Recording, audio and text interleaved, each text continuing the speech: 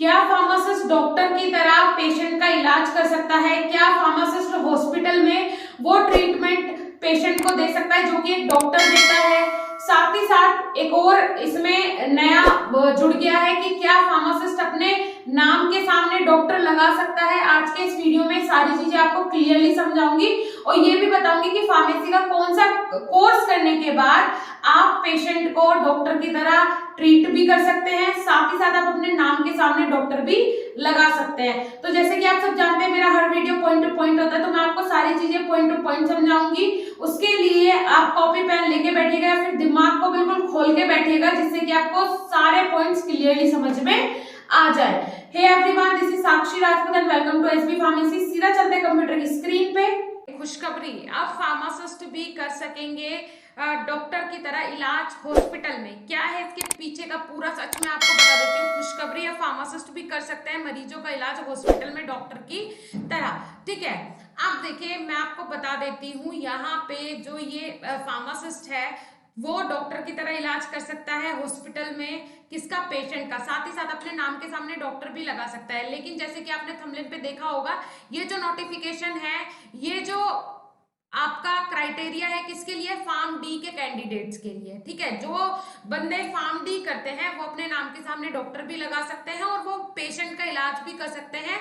कहाँ पे?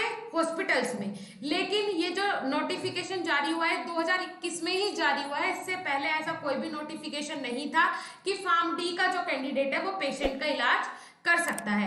क्या है कंप्लीट नोटिफिकेशन, जो कि PCI pharmacy council of India की तरफ से या फिर इंडिया का जो गजट है उसके तरफ से ये जारी हुआ है। तो मैं आपको नोटिफिकेशन भी दिखाऊंगी, सारी चीजें उसमें समझाऊंगी कि क्या है कंप्लीट नोटिफिकेशन। ठीक है, उसके पहले देखिए, एक फार्मासिस्ट क्या कर सकता है? हॉस्पिटल में इजीली जाके इलाज कर सकता है पेशेंट का।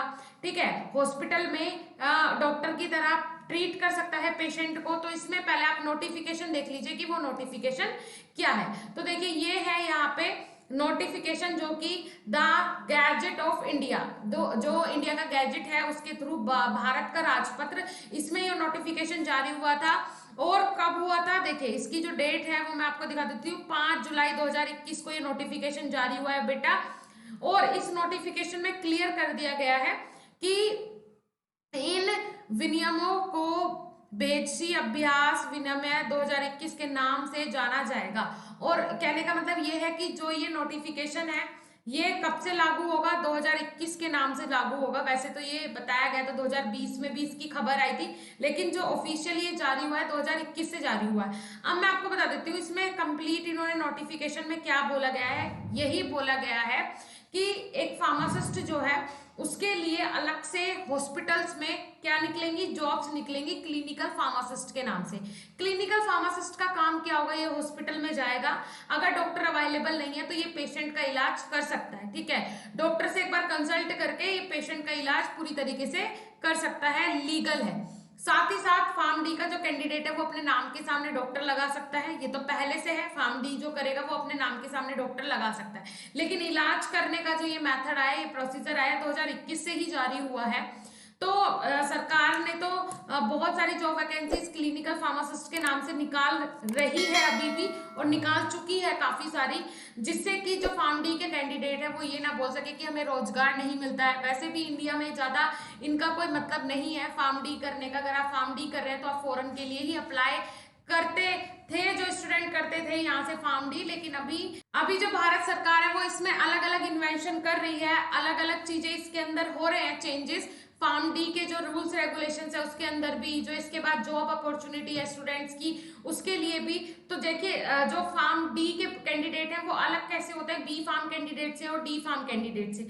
तो इसी तरीके से जो इंडियन गवर्नमेंट है इसी के लिए उन्होंने ये निकाला है प्रोसीजर की एज अ डॉक्टर की जगह अगर डॉक्टर अवेलेबल नहीं है तो फार्मासिस्ट उसका इलाज कर सकता है, लेकिन उसके पास डिग्री होनी चाहिए फार्म डी की। साथ ही साथ वो उस हॉस्पिटल में as a clinical pharmacist appoint होना चाहिए मेंबर, तो वो इलाज कर सकता है इजीली। होप सो आपको सारी चीजें समझ में आ गई होगी। जो ऑफिशियल पीडीएफ है ये मैं प्रोवाइड करवा दूंगी अपने टेलीग्राम ग्रुप में, तो वहां जाके आप इजीली सारी नोटिफिकेशन जो है, सारी चीजें जो है वो आप यहाँ पे पढ़ सकते हैं। देखिए यहाँ पे जो ये नोटिफिकेशन आया था इसमें क्लियर कर दिया गया था कि यहाँ पे कार्य की पहचान क्या होगी, पद का नाम होगा क्लिनिकल फार्मासिस्ट, और ये वैकेंसी निकलेंगी कहाँ पे, ये अस्पताल मतलब हॉस्पिटल्स में ये वैकेंसी निकलेंगी, ठीक है। सो ये नोटिफिकेशन किसी को हिंदी में पूरी तरीके से पढ़ना हो तो पढ़ सकते हैं, और फिर ये यहाँ पे कंप्लीटली इंग्लिश में भी अवेलेबल है, तो आप इसे यहाँ पे पढ़ सकते हैं, ठीक है। तो फार्म डी के कैंडिडेट्स जो सोच रहे हैं कि हमें फार्म डी करना है, जो स्टूडेंट सोच रहे हैं फार्म डी करना है, तो अब स्कोप धीरे धीरे फार्म डी का इंक्रीज होगा आने वाले टाइम में। अभी उतना नहीं है मैं मानती हूँ, लेकिन आने वाले टाइम में 100% इंक्रीज होगा इसका स्कोप, तो आप इसके लिए अप्लाई कर सकते हैं। आज का वीडियो अच्छा लगा हो लाइक कीजिएगा, चैनल पर नए हो सब्सक्राइब जरूर कर लीजिएगा। मिलेंगे देन न्यू इंफॉर्मेटिव वीडियो के साथ, तब तक के लिए धन्यवाद, नमस्कार।